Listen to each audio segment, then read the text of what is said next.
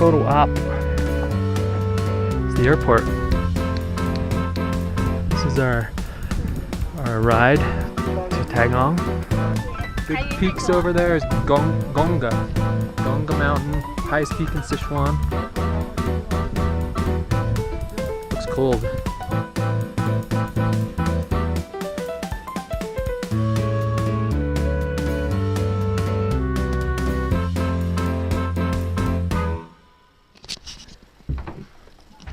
This is pretty wild. Huh?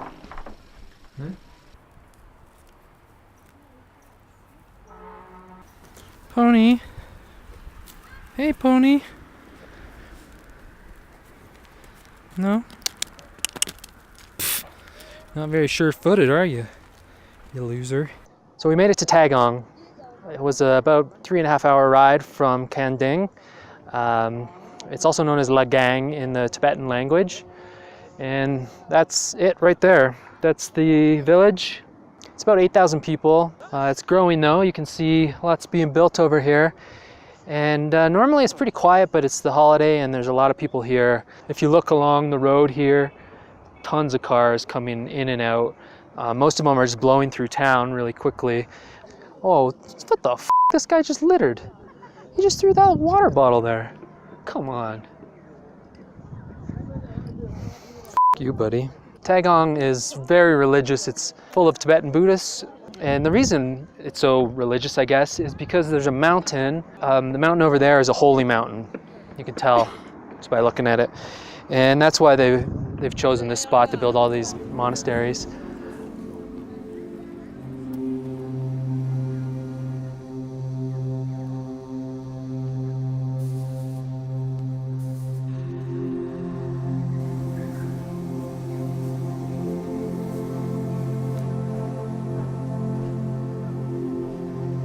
I'm in the Tagong temple. It's like a monastery, I guess. It's right off the main square. And just upstairs, you see a bunch of people worshiping, photos of important Tibetan Buddhists. But one that is missing is the Dalai Lama. The Dalai Lama is like the most important figure in Tibetan Buddhism. And there's no photos of him, because it's illegal in China. He's actually considered a separatist and is banned by the Chinese government.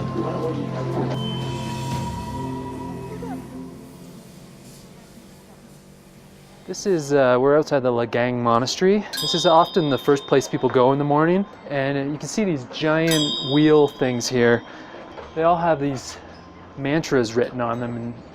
And the idea is you walk by it and you spin it. The wheel spins, and that's the equivalent of saying it. So people walk along here and just spin them, and then it's like they've said all their mantras for the day.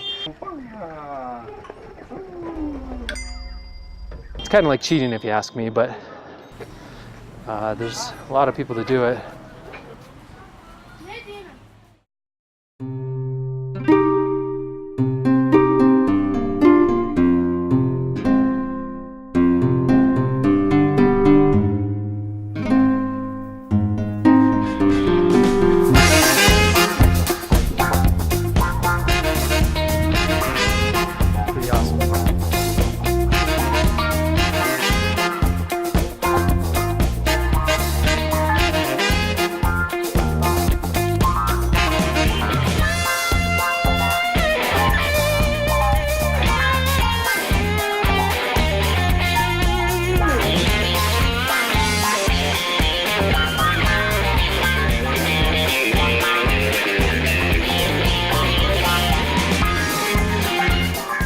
So one of the main reasons we came here, this is going to sound a little stupid, but it's because of grasslands.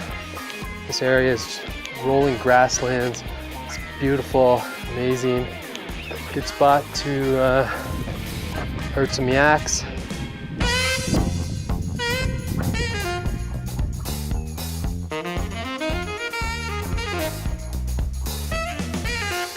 These white tents here, they're semi-nomadic people.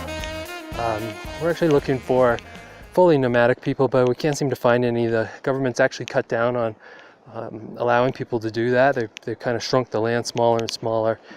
So a lot of people are just semi-nomadic, and they'll spend a couple weeks in each location. Like around winter time, they'll come in and they'll live in town in like a mud brick house. The life of a nomad revolves around the yak. In the morning, the first chore is to collect the yak dung. You want to grab that? They'll spread it out and dry it in the sun. They use it in their stoves, which are in the middle of their tents. And the stoves obviously keep the tent warm.